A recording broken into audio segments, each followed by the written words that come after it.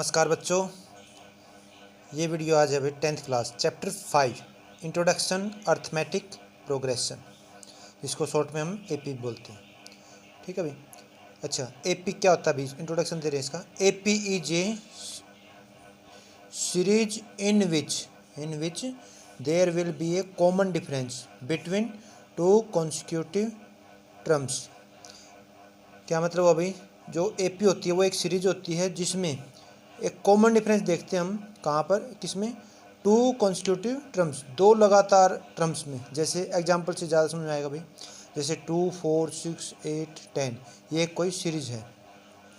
अब ये एपी है कि नहीं वो बताएगा इनका कॉमन डिफरेंस। जैसे नेक्स्ट में से इसको घटाएंगे, नेक्स्ट में से इसको, नेक्स्ट में से इसमें से, तो उससे बार बार डी निकलेगा। जैसे कॉन्स्टिट्यूटिव दो लगातार तो जैसे 4 - 2 भाई 2, 6 - 4 2, 8 - 6 2, 10 - 8 2, तो बार बार क्या आएगा 2।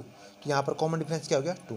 अगर कोई भी सीरीज है और उसमें कॉमन डिफरेंस सेम है, हो चाहे कुछ भी, जैसे यहाँ पे 2 है, नेक्स्ट एग्जांपल में भी 2 है डिफरेंस, लेकिन यहाँ देखो 5, 10, 15, 20, 25, यहाँ पे कॉमन डिफरेंस कितना आ गया भाई 5। जैसे 10 - 5, 15 - 10, 20 - एंड सो ऑन। ठीक है भाई। तो कॉमन डिफरेंस हो चाहे कुछ भी, लेकिन सेम रहना चाहिए। यहाँ पर नेक्स्ट 2 में, इस पूरी सीरीज में कॉमन डिफरेंस क्या रहना चाहिए, सेम। तो जैसे ये दो एग्जांपल लिए हमने इवन और ऑड नंबर्स का, तो वहाँ पर कॉमन डिफरेंस क्या है 2, और यहाँ पर क्या है 5। और नेक्स्ट एक और भाई, जैसे 25, 20, 15, 10, 5, ये कोई सीरीज है। अब मैंने क्या कहा भाई, नेक्स्ट में से जस्ट पहले वाली कंसेक्यूटिव, जस्ट पहले वाली माइनस करेंगे, तो 20 - 25, तो -5 आएगा। 15 - 20 -5, 10 - 15 5, 5 - 10 फिर से -5। तो यहाँ पर कॉमन डिफरेंस क्या है भाई -5। तो ये एक खास बात ध्यान रखना है कि कॉमन डिफरेंस सेम होना चाहिए। वो पॉजिटिव भी हो सकता है और वो नेगेटिव भी हो सकता है। जैसे ये स्पेशल मैंने लिख दिया है यहाँ पर, D is equal to common difference can be positive, negative और जीरो। तो कई बार जीरो भी हो सकता है। चलो एक एग्जांपल और दे देता हूँ भाई, जैसे मैं यहाँ पर लिख देता हूँ 5, 5, 5, 5 डॉट डॉट डॉट। तो यहाँ पर भी देखो बार बार 5 - 5, 5 - 5, तो यहाँ पर कॉमन डिफरेंस क्या रहेगा, जीरो। और ये जो सीरीज होती है भाई, ये आसान एग्जाम्पल लिए हैं, यहाँ पर कुछ मुश्किल रकमें भी हो सकती हैं। जैसे 1 है, कोमा 1 एंड हाफ, फिर 2, फिर 2 एंड हाफ, फिर 3 डॉट डॉट। तो यहाँ भाई इनमें डिफरेंस हाफ का रहेगा, इसमें से इसको घटाओगे, इसमें से इसको, तो हाफ का डिफरेंस, यानी कि डिफरेंस सेम रहना चाहिए। तो वो कुछ भी हो सकता है, ठीक है। और कई बार कुछ भी डिफरेंस ना होते हैं, यानी कि जीरो भी हो सकता है। तो ये बात समझ में आ गई होगी।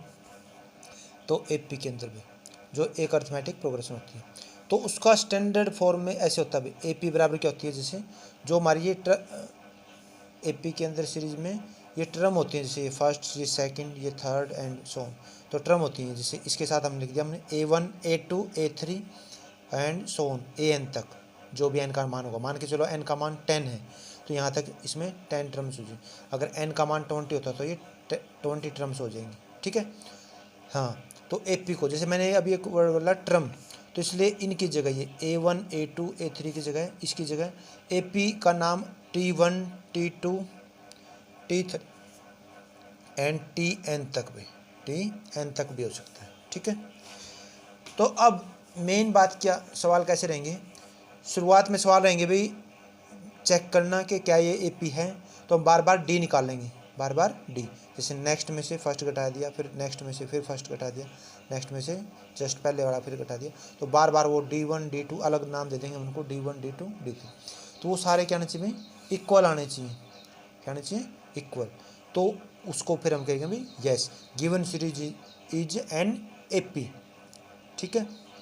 और अगर वो कॉमन डिफरेंस मान लो जैसे मान लो यहाँ पर 10 - 5 और यहाँ मान लो 16 होता है, 16 - 10, तो यहाँ पे 6 आ जाता है, यहाँ पे 5, तो नॉट इक्वल आया ना, तो वहीं से हम क्या कहते थे, it is not an AP. तो एक तो वो चेक करना आएगा।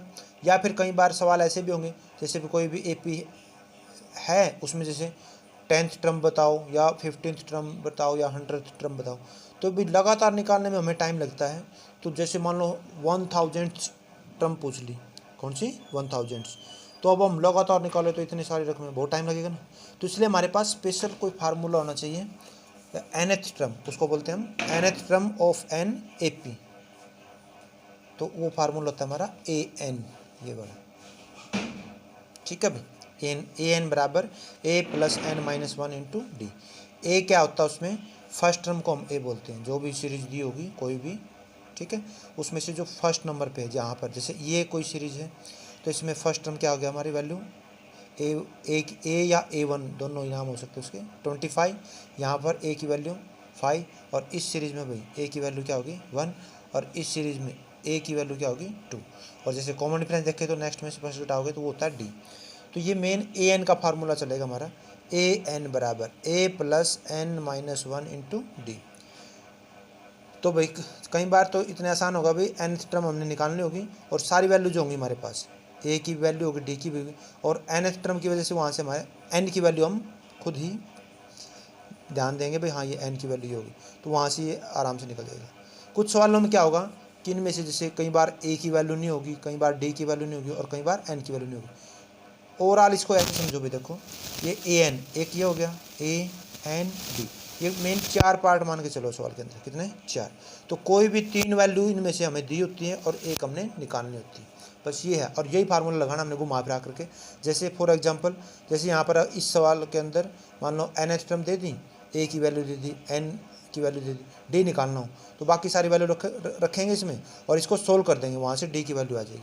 कई बार ए की वैल्यू नहीं होगी तो बाकी वैल्यू रखेंगे, इसको सोल्व कर देंगे, वहाँ से ए की वैल्यू निकल जाएगी। ठीक है, और कई बार अगली कोई वैल्यू निकालने के लिए हमें पहले पीछे ये पूरी सीरीज बनानी पड़ती है, फिर बाद में हम कोई भी टर्म निकाल सकते हैं।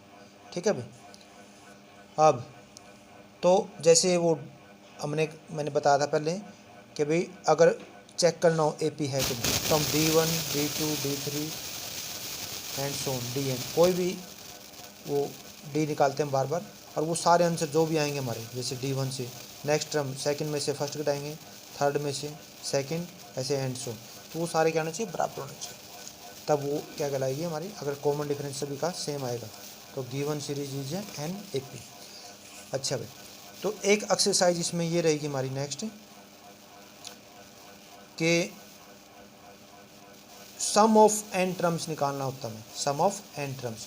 जैसे अभी ये तो भाई यहाँ पर जैसे हमने बताया भाई, जैसे 10th टर्म बताओ, 100th बताओ, 15th बताओ एंड सो, कोई भी टर्म पूछ रहे तो ए एन का फार्मूला काम करेगा। लेकिन कोई सीरीज दे दी और उनमें जैसे भाई फर्स्ट 10 टर्म्स का सम पूछ लिया, या 100 का, या 1000 एंड सो, वो नंबर जो भी देगा तो उतने नंबर्स का हमने सम निकालना, तो फिर हमारा फार्मूला चलता है भाई ये S N, sum of N terms, sum of N terms, तो इज इक्वल टू। अच्छा भाई, जिस बच्चे को ये फार्मूला पहले से याद होगा ए एन का, एक बार रिवाइज भी हो जाएगा, A plus N minus one, A plus, यहाँ से देखो A plus N minus one into D, तो ए एन एनथ टर्म के लिए, तो वही फार्मूला यहाँ काम आएगा आपका एस एन के फार्मूले में। यहाँ से देखो A plus N minus one into D. ठीक है भाई, बस इसमें ये एक्स्ट्रा हो जाएगा एस एन के फार्मूले में, N by two bracket start two, और यहाँ से देखो A plus N minus one into D, तो वही एस एन का फार्मूला भाई यहाँ से, तो केवल n बाई टू और इंटू टू, ये एक नया याद कर लो, n by two into two, तो बाकी ये a plus N minus one into D वही फार्मूला है, और भाई फिर उनको सोल्व करके हम एस एन निकाल सकते हैं। चलो भाई, आई होप कि भाई आपको समझ में आया होगा, और अगर आपको ये भाई वीडियो अच्छा लगा तो चैनल को सब्सक्राइब, वीडियो को लाइक और शेयर करें। Thank you very much.